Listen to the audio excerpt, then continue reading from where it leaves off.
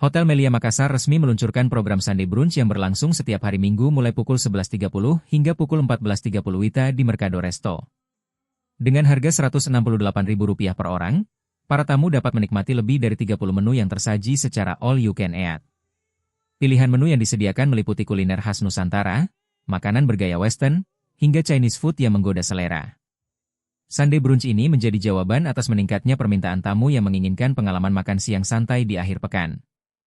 Marketing Communication Eksekutif Hotel Melia Makassar, Ainun Tamira, menegaskan bahwa program ini bukan sekadar santap siang biasa. Selain bisa makan sepuasnya, tamu yang brunch di sini juga mendapatkan akses berenang gratis di kolam renang hotel, ujar Ainun. Suasana nyaman dan pelayanan khas Hotel Bintang 4 juga menjadikan Sunday Brunch cocok untuk acara arisan atau kumpul keluarga.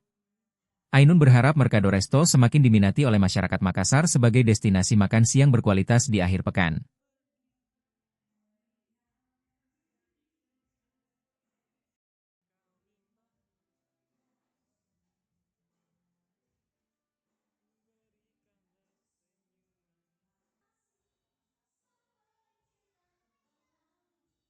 Download Tribun X sekarang, menghadirkan lokal menjadi Indonesia.